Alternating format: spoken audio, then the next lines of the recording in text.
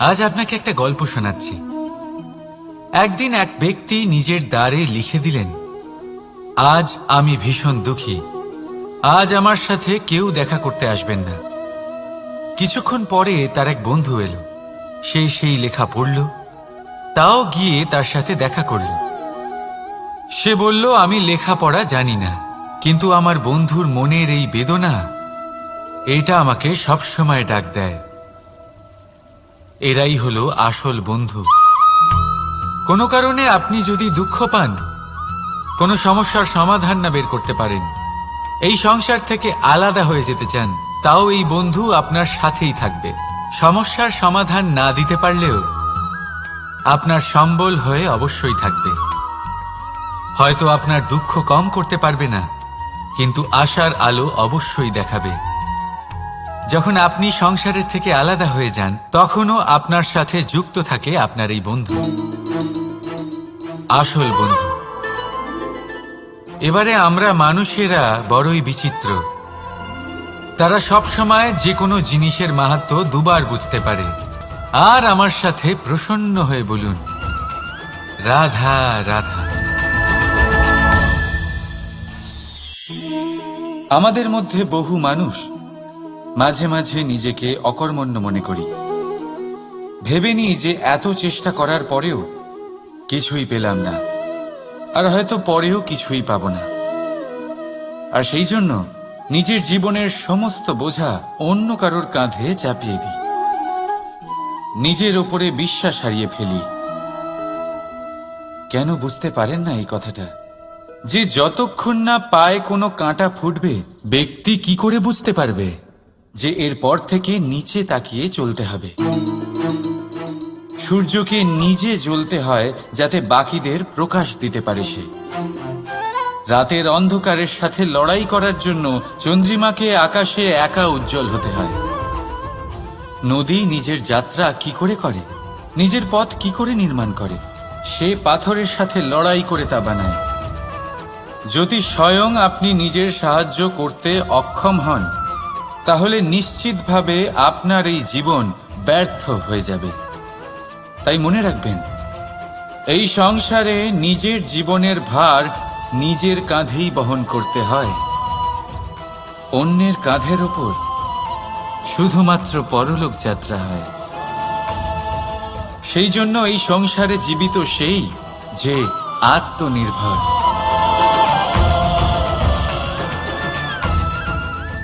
রাধা রাধা। সময়, কথায় বলে সময়ের পূর্বে কিছুই হয় না। প্রতিটা ঘটনার একটা সময় থাকে।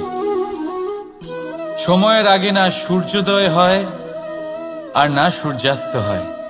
সময়ের পূর্বে গাছে না ফুল ফোটে না ফল ধরে। কিন্তু একটা কথা ভেবে দেখুন, যদি বর্ষা আসার আগে কৃষক ভূমিকে না প্রস্তুত করে, বীজ রোপণ না করে, তাহলে কি ফসল ফলবে? যদি কোনো যোদ্ধা যুদ্ধের পূর্বে নিজের অস্ত্রের ধার না দেয়, তাহলে সে যুদ্ধ কি করে লড়বে? এর মানে এটাই হলো যে সময় আপনার যখন আসার তখন অবশ্যই আসবে, কিন্তু ততক্ষণ এটাও গুরুত্বপূর্ণ যে আপনি নিজেকে তার জন্য তৈরি রাখুন। কারণ এই সুযোগ, এই কথাটা শুনতে যত ছোট, এটা আসেও ততটা কম সময়ের জন্য, তারপর চলেও যায়। এবার যদি সুযোগ আপনার হাতে আসে আর আপনি তার জন্য তৈরি না থাকেন, তাহলে আপনি সাফল্য কি করে পাবেন? তাই আপনি সঠিক সময়ের জন্য অপেক্ষা করুন, সেই সুযোগের জন্য অপেক্ষা করুন, কিন্তু ততক্ষণ নিজের চেষ্টার দ্বারা নিজেকে আরো সক্ষম করে তুলুন। কারণ সাফল্য আপনার জন্য অপেক্ষা করছে, শুধু আপনি তার জন্য তৈরি থাকুন। রাধা রাধা। কথা মানুষের পাওয়া সবচেয়ে অদ্ভুত উপহার। এই কথাই মানুষকে এই সংসারের সমস্ত প্রাণীর থেকে ভিন্ন করে তোলে, সংসারের সবচেয়ে উপরে নিয়ে যায়। এই কথার কারণেই আমরা একে অপরের সাথে ভাব আদান প্রদান করি, আমি আমার মনের ভাবনা অন্য কাউকে ব্যক্ত করতে পারি, অন্য কেউ তাদের ভাবনা আমাকে ব্যক্ত করতে পারে। এই কথাই আমাদের সবচেয়ে বড় ঢাল। এবারে দেখুন, আপনি নিশ্চয়ই লক্ষ্য করেছেন কারোর কথা মধুর হলে লোকে তাকে ভালোবাসে, তাকে নিজের বন্ধু বানায়। সেইভাবেই যদি কারোর কথা কঠোর হয় তাহলে লোকে তাকে ঘৃণা করে, তাকে নিজের শত্রু মনে করে। এই কথাই ভাষা হয়ে আমাদের ইতিহাস রচনা করে। তবে আমরা কি সত্যি বাণীর বিষয়ে অতটাই ভাবি যতটা আমাদের ভাবা উচিত? ভেবে দেখুন, মানুষের কথা বলতে শিখতে কত সময় লাগে। কোনো বালক 1.5 বছর বয়সে কথা বলতে শেখে, কেউ 2 বছরে, কেউ 3। এবার দেখুন, মানুষ 1.5 বছর বয়সে কথা বলতে শিখে গেলেও তার কি বলা উচিত এটা সারা জীবনেও শিখতে পারে না। এর উপরে মনোনিবেশ করুন, এটা বোঝবার চেষ্টা করুন কি বলা উচিত। নিজের কথা শুদ্ধ করুন, নিজের কথা মধুর করুন, আর সেই মধুরতার সাথে আমার সঙ্গে বলুন, রাধা রাধা। এই লক্ষ্য আসলে কি? এই লক্ষ্য তাই যা আমরা পেতে চাই। এই সংসারে সুখী কে হয়? সুখী সেই যে তার লক্ষ্য পেয়ে গেছে। দুঃখী কে হয়? দুঃখী সেই যে তার লক্ষ্য এখনো পায়নি। এবারে প্রশ্ন এখন এটাই যে লক্ষ্য সবাই পেতে চায়, লক্ষ্য পাওয়ার জন্য সবাই প্রাণপণ চেষ্টাও করে, তাহলে সবাই তাদের লক্ষ্যে পৌঁছতে পারে না কেন? ঠিক আছে, কোথাও না কোথাও কিছু না কিছু কমতি থেকেই যায়, যাই বাধা থাক। আজকে আমি আপনাকে একটা উপায় বলবো এই লক্ষ্য পাওয়ার জন্য। একটা কাগজ নিন, তাতে একটা চিহ্ন বানান, সেটাই হবে আপনার লক্ষ্য। এবারে সেই লক্ষ্যে পৌঁছানোর একটা পথ বানান। এবারে এই যাত্রাকে ভিন্ন ভিন্ন ভাগে বিভাজন করে দিন। এবারে এটা হলো আপনার পরিকল্পনা। এবার এই পরিকল্পনা ক্রমানুসারে আপনি পালন করতে থাকুন, এটাই হবে আপনার চেষ্টা। এবার এইভাবে যদি আপনি চেষ্টা করতে থাকেন, যাই আপনার কল্পনা হোক না কেন তা বাস্তব অবশ্যই হবে। তাহলে এই কল্পনাকে বাস্তবে রূপান্তরিত করুন। এইভাবেই নিজের পরিকল্পনা পালন করতে থাকুন। আপনার যাই কল্পনা থাকুক বা যাই লক্ষ্য থাকুক, তা বাস্তবে পরিণত হয়ে আপনার হাতে অবশ্যই আসবে। রাধা। তারপর একজন জ্ঞানী ব্যক্তি ওনাকে বললেন যে আপনার জামা কাপড়ের যে রং, সেটা বিপদকে আমন্ত্রণ জানাচ্ছে। এই জামা কাপড়গুলিকে পাল্টে ফেলুন। উনি সেগুলো পাল্টে ফেললেন, তাও সমস্যার সমাধান হল না। আবার একজন জ্ঞানী ব্যক্তি বললেন যে আপনার আশেপাশে যে মানুষজন রয়েছে তারা এটা চায় না যে আপনি সফল হন, তারা আপনার ক্ষতি চায়। তাদের সাথে সমস্ত সম্পর্ক ভেঙে ফেলুন। তো উনি সম্পর্ক ভেঙে ফেললেন, কিন্তু তাতেও ওনার জীবনে কোনো পরিবর্তন এলো না। তার মানে তিনি বাড়ি পাল্টালেন, জামা কাপড় পাল্টালেন, সম্পর্ক পাল্টালেন, যেটা পাল্টালেন না তা হলো স্বভাব। এই যে স্বভাব, এটা অত্যন্ত গুরুত্বপূর্ণ। এই স্বভাবই আপনার ব্যক্তিত্ব তৈরি করে। তাই নিজের স্বভাব শুধরে ফেলুন, তাতে ভালো পরিবর্তন আনুন, সব কিছু ভালোই হবে। রাধা রাধা। ক্রোধ। লোকে বলে যে এই ক্রোধ পাপেরই মূল,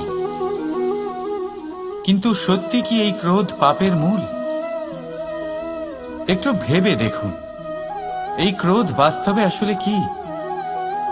এই ক্রোধ একটা অনুভূতি যা আপনার মধ্যে হঠাৎই অসীমিত তেজ সঞ্চালন করে। এবারে আমি আপনাকে কিছু উদাহরণ দিচ্ছি যাতে আপনি বুঝতে পারেন যে ক্রোধ আপনার জন্য ভালো কি না।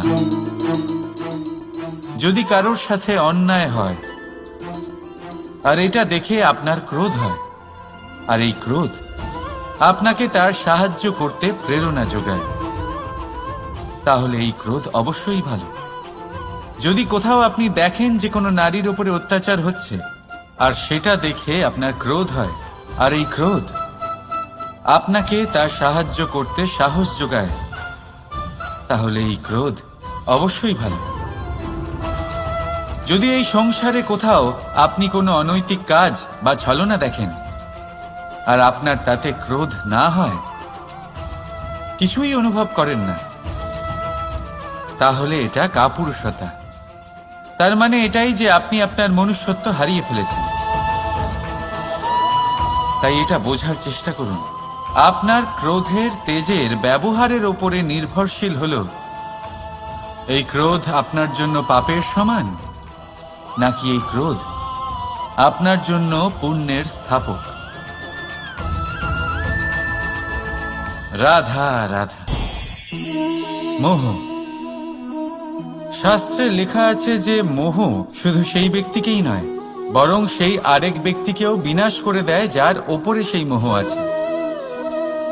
এবারে লোকে কি করেন, এই শাস্ত্রে লেখা কথাগুলি শুধু শাব্দিক অর্থে নেন। এই মোহ, দেখুন, এটা শুভও হতে পারে, শুধু এর রূপ ভিন্ন ভিন্ন হয়। এটা ভালো করে বুঝতে হবে। এবারে মোহ যদি কোনো বস্তুর উপরে থাকে, তাহলে তা লালসা হয়ে যায়। মোহ কোনো বিশেষ ব্যক্তির উপরে হয়ে গেলে তা প্রেম নয়, আকর্ষণ হয়ে যায়। মোহ কোনো চাহিদার উপরে হয়ে গেলে তা বাসনা হয়ে যায়। মোহ বিজয়ের উপরে হয়ে গেলে তা কুণ্ঠা হয়ে যায়। মোহ নিজের সংস্কৃতির উপরে হলে আপনাকে সংস্কৃতির রক্ষক বানায়।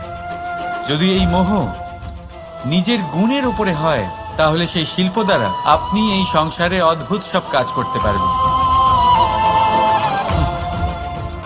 এবারে এটা আপনার উপরে নির্ভরশীল যে এই মোহকে আপনি সৃজনের আধার বানাতে চাইবেন নাকি বিনাশের অস্ত্র বানাতে চাইবেন। ভেবে দেখুন, সিদ্ধান্ত আপনার। রাধা রাধা। অভিমান, আত্মসম্মান, অহংকার, দেখতে গেলে এই তিনটি শব্দ ভিন্ন ভিন্ন, কিন্তু এর মূল আধার একই, আত্মসম্মান। এবার যদি কথা বলি আপনার শরীরের, আপনার সংস্কৃতির, আপনার সম্পর্কের, তাহলে অভিমান থাকা স্বাভাবিক। এবার যদি কথা বলি আপনার ব্যক্তিত্ব নিয়ে, আপনার আদর্শ নিয়ে, আপনার বিচারধারা নিয়ে, তাহলে আত্মসম্মান হলো একটা গুণ। যদি এইভাবে বলা হয় যে আমি এই কার্য কারোর সাহায্য ছাড়া, সহযোগিতা ছাড়াও করতে পারি, তাহলে এটা আত্মসম্মান, আর এটা সঠিক। যদি এভাবে বলা হয় যে আমি এই কার্য কারোর সাহায্য ছাড়াই বা কারোর সহযোগিতা ছাড়াই করে ফেলেছি, তাহলে এটা অভিমান, এটাও সঠিক। কিন্তু এই কার্য শুধুমাত্র আমিই করতে পারি আর কেউ নয়, এটা অহংকার। তাহলে এই শব্দ এবং তার অর্থ বোঝার চেষ্টা করুন। জীবন ধারণের এক নতুন পথ খুঁজে পাবেন। রাধা রাধা। সংসারে প্রত্যেক ব্যক্তি কোনো না কোনো রূপে ঈশ্বরকে মানে। কেউ মূর্তি রূপে, তো কেউ তত্ত্ব রূপে, কেউ ভাবনা রূপে, আবার কেউ স্বভাব রূপে। কেউ নিজের মধ্যে পরমাত্মা খোঁজে, আবার কেউ অন্যের মধ্যে। কারোর কাছে জ্ঞানই পরমাত্মা। সংসারে প্রত্যেক মানুষই কোনো না কোনো রূপে তার ঈশ্বরকে পেয়েই যান। কিন্তু একটা কথা বলবো, ঈশ্বর প্রথমেই নিজের একটা স্বরূপ পৃথিবীতে আপনার কাছে পাঠিয়ে দিয়েছেন। সেই স্বরূপ হল আপনার মাতা, আপনার মা, সেই মা যিনি আপনাকে জন্ম দিয়েছেন। কিন্তু প্রত্যেক মায়ের মধ্যে ঈশ্বর অবশ্যই থাকে। রাধা রাধা। আপনি নিশ্চয়ই দেখে থাকবেন যে প্রদীপের নিচে অন্ধকার থাকে। যে প্রদীপ সংসারকে আলোকিত করে, সেই প্রদীপের নিচেই অন্ধকার। এবারে অনেক মানুষ আছে যারা এই বিষয়টা এইভাবে দেখে যে ব্যক্তি নিজের সমস্যার সমাধান করতে পারে না, আর গোটা সংসারকে উপদেশ দেয়।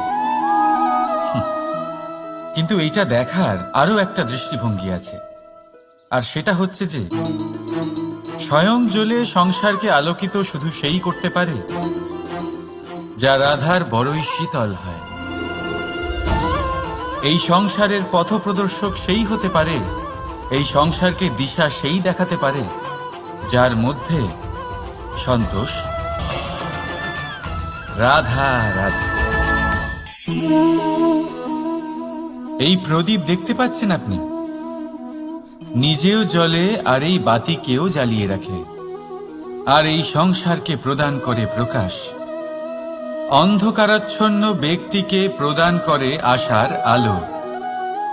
কিন্তু এটা কখনো ভাবে না যে সেই মাটি কেমন হবে যা দিয়ে এটা তৈরি করা হয়েছে, সেই কুমোর কেমন হবে যে একে আকার দিয়েছে। ভাবে না যে একে কিনেছে তার বাড়ি কেমন হবে, তা কতটা সুসজ্জিত। কিচ্ছু নয়, জয় তৈরি করুন। রাধা রাধা। এই সংসারে প্রত্যেক ব্যক্তি বড় কিছু করতে চায়, এমন কিছু যা এই সংসারে কেউ আগে কখনো করেনি। এমন জায়গায় পৌঁছতে চায় যেখানে এর আগে কেউ কখনো পৌঁছতে পারেনি, আর কেউ এতে সফলতা অর্জন করে। কিন্তু কিছু মানুষ অসফল হয় কেন? এটাই আমার প্রশ্ন। না তো তাদের ইচ্ছেতে কোনো কমতি থাকে, না কমতি থাকে তাদের চেষ্টায়। তাহলে কেন এরা পিছিয়ে পড়ে? এর উত্তর বড়ই সরল। এই সংসার। আপনাদের বলি কিভাবে। আপনারা সকলে সংসারে মহান কাজ করতে চান, সেই মান, সেই সম্মান পেতে চান যা এর আগে কেউ কখনো পায়নি। কিন্তু আপনার সমস্যা এটাও যে এই কাজে সংসার আপনার সাথে থাকছে না। বড়ই অদ্ভুত ব্যাপার। দেখুন, ভুলে যান গোটা সংসারকে, জীবনে একা একা এগিয়ে চলুন। জন্যই অপেক্ষা করে আছে। রাধা রাধা। কর্ম। মানুষ সর্বদা কর্ম করতে থাকে, আর এই কর্মের জন্যই সে মান, সম্মান, ধন, প্রতিষ্ঠা লাভ করে। এবার মানুষ সবসময় চেষ্টা করে যাতে সে ভালো কর্ম করে যায়। তাহলে আপনাকে বলি, শুধু ভালো কর্ম করাই আবশ্যক নয়, তার থেকে বেশি জরুরি হলো এই খারাপ কর্মকে বোঝা আর তার থেকে দূরে থাকা। কারণ যখনই আপনি কোনো সঠিক কাজ করেন বা ভালো কাজ করেন, কেউ তা মনে রাখে না। কিন্তু এই সংসারে বিষয়টা হলো এরকম, আপনি একটা খারাপ কর্ম করুন আর সেটা সবার মনে থাকে। এই খারাপ কর্ম কাজলের এক কৌটোর মতো হয়। আপনি যতই চেষ্টা করুন বাঁচিয়ে ব্যবহার করার, কিন্তু এই কালিমা কোথাও না কোথাও অবশ্যই লেগে থাকে। সেই জন্য জীবনে ভালো কর্ম অবশ্যই করুন, কিন্তু তার থেকেও বেশি জরুরি হলো এই খারাপ কর্মের থেকে দূরত্ব বজায় রাখা। আর এটা অবশ্যই করবেন। রাধা রাধা। সংসারে সমস্ত জায়গায় এই ব্যবসা চলতে থাকে। কিছু পাওয়ার জন্য কিছু দিতে হয়, লাভের জন্য কিছু বিনিয়োগ করতে হয়। যদি কারোর অনুভূতি জানতে হয়, তাহলে নিজের অনুভূতিকে ব্যয় করতেই হবে। এবার দেখুন না, কারোর আসল চেহারা যদি জানতে হয়, তাকে স্বাধীনতা দিয়ে দেখুন। যদি কারোর মনের শুদ্ধতা জানতে হয়, তাহলে তাকে ঋণ দিন। যদি কারোর গুণ জানতে হয়, তাহলে তার সাথে একসঙ্গে বসে ভোজন করুন। যদি কারোর ধৈর্যের পরীক্ষা নিতে হয়, তাহলে তাকে তার প্রিয় কাজ করতে বারণ করে দেখুন। যদি কারোর ভালো দিক জানতে হয়, তাহলে তার থেকে পরামর্শ নিয়ে দেখুন। এক অনুভূতির বদলে অন্য এক অনুভূতি বিনিময় করতে হয়। কিন্তু এই সংসারে একটাই এমন অনুভূতি আছে যেটা দেখার জন্য যেটা পাওয়ার জন্য আপনাকেও ঠিক সেই অনুভূতিটাই দিতে হবে, আর সেটা হলো প্রেম। যদি কারোর ভালোবাসা দেখতে হয় তাহলে তাকে নিঃস্বার্থ ভালোবাসা দিন। যদি কারোর থেকে ভালোবাসা পেতে চান তাহলে তাকে নিঃস্বার্থ পরিশুদ্ধ ভালোবাসা দিন। রাধা রাধা। কথায় আছে, সময়ের পূর্বে আর ভাগ্যের বেশি কেউ কিছুই পায় না। এবার এর মানে কি এটাই যে আপনি শুধুমাত্র সময়ের অপেক্ষা করবেন, সবকিছু নিজের ভাগ্যের ওপর আর কপালের ওপরে ছেড়ে দেবেন, নিজে কিছুই করবেন না? যদি আপনি এরকম করেন তাহলে আপনি একটা বস্তু অবশ্যই পাবেন: নিরাশা, অসফলতা। এবারে আপনি বলবেন, যদি সবকিছুই ভাগ্য আর সময়ের ওপরে নির্ভরশীল হয় তাহলে আমরা কি বা করতে পারি? করতে পারেন চেষ্টা, পরিশ্রম। এই চেষ্টাই আপনার জীবনে সেই সময়কে আপনার কাছে টেনে নিয়ে আসে, সেই সময়ে যার অপেক্ষা আপনি করছেন। আর এই ভাগ্য তার সামনেই নত হয় যে সর্বদা পরিশ্রম করতে থাকে। রাধা রাধা। এই পদ্ম ফুল দেখতে পাচ্ছেন? এর অভ্যেস হলো জলস্তরের ওপরে ভাসা। সেই জন্য জলাশয়ের জলস্তর যখন বৃদ্ধি পায়, এই যে ফুলের কাণ্ড দেখছেন সেটাও বাড়তে থাকে, যাতে এই ফুল জলস্তরের ওপরে থাকে। কিন্তু যখন সেই জলাশয়ের জলস্তর নামতে থাকে, সেই কাণ্ড নিজেকে ছোট করতে পারে না, আর এই ফুল নিজের ভারে নিজেই ভেঙে পড়ে। এবার এটা আমাদের সাথেও হয়। সময়ের সাথে আমরা জীবনে যত সাফল্য পাই, আমাদের জীবনের স্তর বাড়তে থাকে। আর যখন আমাদের সংস্থান কমতে থাকে, আমরা সেই জীবন স্তর ছাড়তে পারি না, আর শেষ পর্যন্ত সেই জীবন স্তরের কারণেই ভারাক্রান্ত হয়ে শেষ হয়ে যায়। সেই জন্য যদি কিছু রাখতে হয় তাহলে তা হলো দৃষ্টিভঙ্গি। সাধারণভাবে জীবন যাপন করতে শিখুন, সময়ের চক্রও আপনাকে মাত দিতে পারবে না। রাধা রাধা।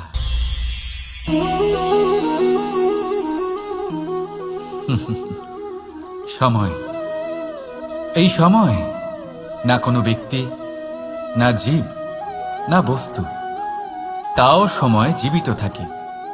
এই সময়ে না জল, না অগ্নি, আর না বায়ু, কিন্তু তাও আমাদের জীবনের আধার। এই সময় দেখতে গেলে মানুষ এই সময়ের হাতের খেলনা।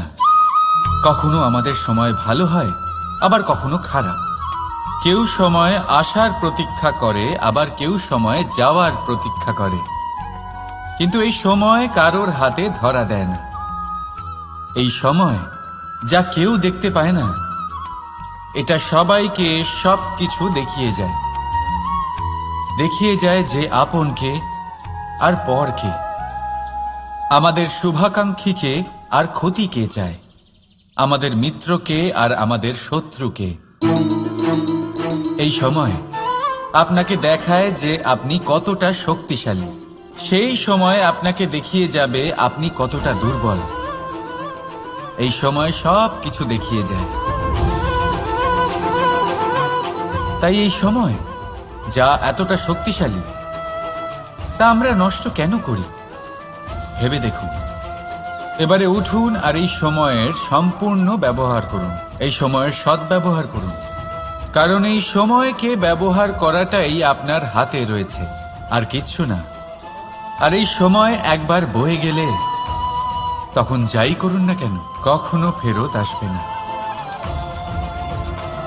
সময়ের সদ্ব্যবহার করুন আর সবার মধ্যে আনন্দ ছড়ান। আর আসুন আমার সাথে ভালোবেসে বলুন, রাধা রাধা।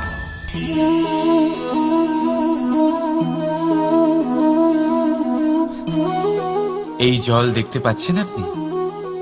এটা ঘোলা জল। এতে ময়লা মিশে আছে, কিন্তু যদি আপনি এটা কিছুক্ষণ এমনি ফেলে রাখেন তাহলে দেখবেন এই ময়লা আপনা থেকেই নিচে থিতিয়ে পড়বে। কিন্তু এই পাত্রটা নাড়াতে থাকলে এমনটা হবে না। শান্ত ছেড়ে দেবেন, তবেই এই ময়লা নিজেই নিচে চলে যাবে। ঠিক সেইভাবেই যখন আমাদের জীবনে কোনো সমস্যা আসে, কোনো অশান্তির সৃষ্টি হয়, তখন উত্তেজিত হয়ে পড়লে, নিজের সংযম হারিয়ে ফেললে আমরা এর সমাধান পাব না। শান্ত থাকলে তখনই সমস্যার সমাধান পাব। তাই মনে রাখবেন, ধৈর্য আর সংযম দ্বারা শান্ত মনে বিচার করলে যত বড়ই সমস্যা হোক না কেন, তার সমাধান আপনি অবশ্যই পাবেন।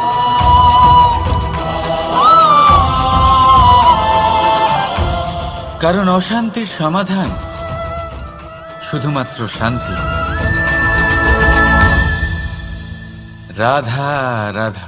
প্রজাপতি আকাশে উড়ে বেড়ায়, সে সুন্দর ফুলের রস আস্বাদন করে, উন্মুক্ত উড়ে বেড়ায়, কিন্তু তারও বিপদ কম কিছু নেই। যেমন হলো পতঙ্গ, জন্তু এই প্রজাপতিকে নিজের আহার করে নেয়। তাকে এদের থেকে সাবধানে থাকতে হয়। সত্য হলো এটাই যে এই প্রজাপতি ততদিনই সুরক্ষিত থাকে যতদিন এদের পাখনা বৃদ্ধি পায় না। যখন এরা এদের খোলসের মধ্যে থাকে, যখন না কারো দৃষ্টি এদের ওপর পড়ে আর না কোনো শত্রু এদের আঘাত করতে পারে, কিন্তু তখন তারা বন্ধ থাকে, অবিচল নিশ্চল থাকে। এই সুন্দর সংসার দেখার জন্য, এই সুন্দর আকাশ পাওয়ার জন্য তাকে তার সুরক্ষা ক্ষেত্র থেকে বাইরে বেরিয়ে আসতেই হয়। আর এটাই জীবনের নিয়ম। মানুষের সাথেও ঠিক এরকমই হয়। যদি মানুষ বিশ্রাম আর সুরক্ষা এদের বন্ধন থেকে না বেরোয়, তাহলে সে জীবিত অবশ্যই থাকবে, কিন্তু জীবন ধারণ করতে পারবে না। কারণ যদি জীবনে বড় কিছু করতে হয়, বড় কোনো কিছু পেতে হয়, সাফল্যের শিখর অবধি পৌঁছতে হয়, তাহলে সর্বপ্রথম আপনাকে নিজের সুরক্ষা ক্ষেত্র থেকে বেরিয়ে আসতেই হবে। এই আরামকে ত্যাগ করতেই হবে। তবেই আপনি সফল হতে পারবেন, তবেই আপনি এই প্রজাপতির মতো আকাশে উড়ে বেড়াতে পারবেন।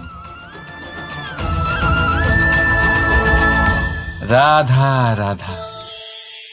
কখনো ভেবে দেখেছেন আমরা জিহ্বার সাথে সাথে কান কেন পেয়েছি? এবার আপনি বলবেন, এ তো সহজ কথা, যাতে আমরা কথা বলার সাথে সাথে শুনতেও শিখি। এবারের আরো একটা গুরুত্ব আছে। আগে আমাকে বলুন, নিজের প্রশংসা শুনতে কার না ভালো লাগে? সবারই ভালো লাগে। এটাই হলো মূল কথা।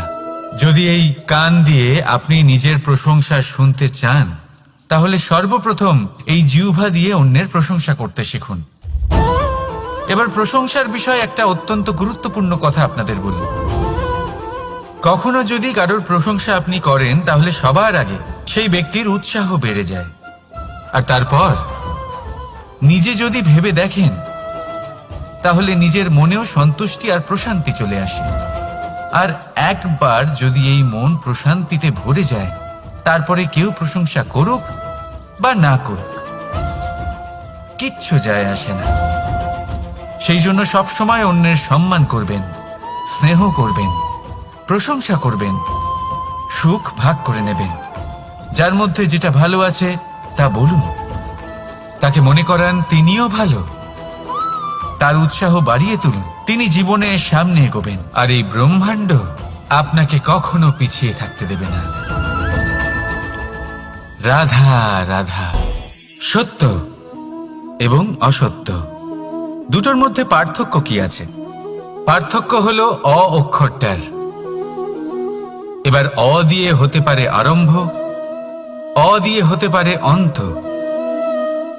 সত্য হলো সেটা যেখানে সমস্ত পথের আরম্ভ হয়, অসত্য সেটা যেখানে সমস্ত পথের শেষ হয়। এবার এরা চলতে হয়তো পারে না, কিন্তু তাও ছাপ রেখেই যায়। সত্য সেই ছাপ রেখে যায় যা একটা উজ্জ্বল উৎকৃষ্ট উদাহরণ হতে পারে, আর অসত্য সেই উদাহরণ তৈরি করে যা একটা কলঙ্কিত ইতিহাস তৈরি করে। এখন আপনি আগামী সময়ের জন্য কেমন ছাপ রেখে যাবেন, এই সিদ্ধান্ত পুরোপুরি আপনার। রাধা রাধা।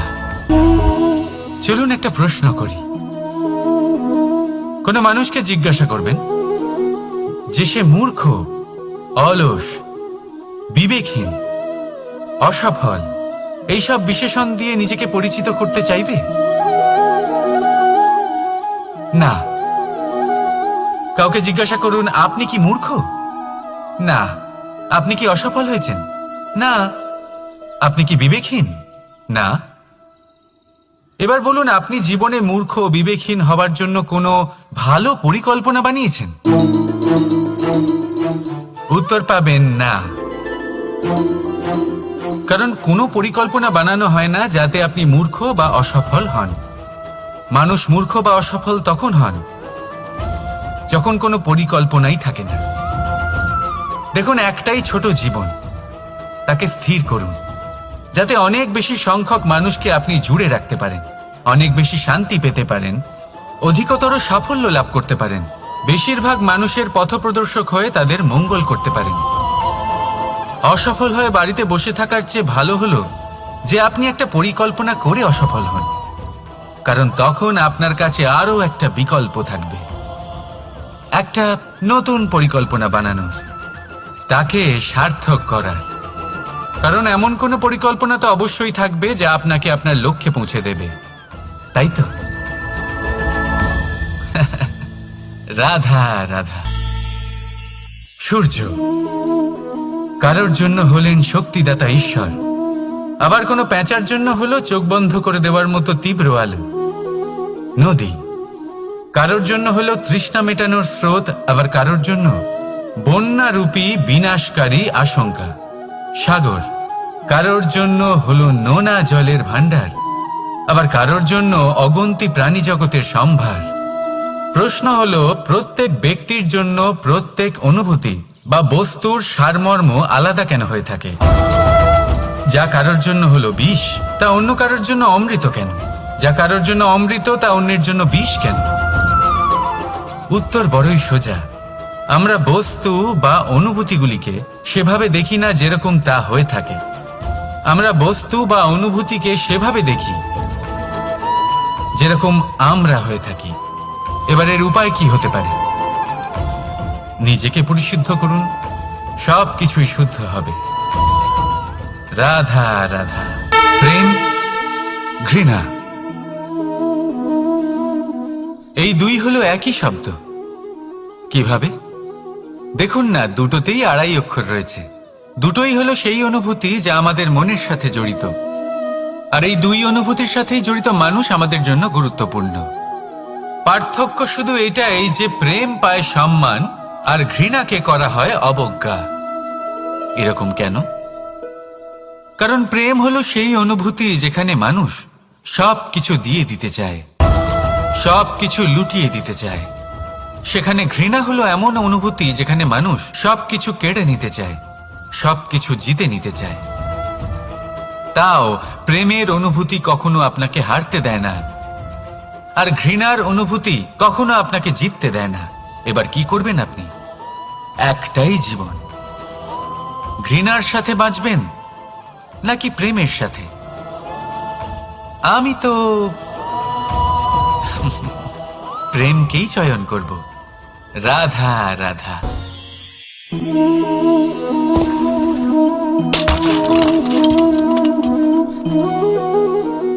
এ কি হলো? আমি আঘাত পেতেই এটা হাত থেকে পড়ে গেল কেন? ভেঙে গেল কেন? এবার আপনি বলবেন এরকমই তো হয়ে থাকে এই জীবনে, এই সংসারে। আঘাত লাগার পরে আমাদের হাতে যা থাকে তা পড়ে যায়, যা তৈরি হয় তা ভেঙেও যায়। কিন্তু এটা কি সত্যি? আপনাকে একটা কথা বলে রাখি, আঘাত পেয়ে পড়ে যাবার পরে সংসারের যে কোনো বস্তুই হাত থেকে পড়ে যাক না কেন, সাফল্য অবশ্যই আসে। যতই খারাপভাবে আপনি পড়ে যান, আপনি আঘাত পান, ভবিষ্যৎ অবশ্যই ভালো হবে। কারণ এই আঘাত, অসফলতা, এই অসুবিধা, এগুলো আমাদের এমনভাবে পরিশুদ্ধ করে যেমন আগুন সোনাকে করে থাকে। সেই জন্য জীবনে শুধু সামনে এগোতে থাকুন, দৃঢ়তার সাথে এগোতে থাকুন, আর কখনো আঘাত পেয়ে পড়ে যেতে ভয় পাবেন না। কারণ এটা আসন্ন সাফল্যের সংকেত। আর সাফল্য তখনই আসবে যখন আপনি পড়ে যাবেন, যখন আপনি আবার উঠে দাঁড়াবেন এবং আপনি আবার জীবনে সামনে এগোতে থাকবেন। রাধা রাধা।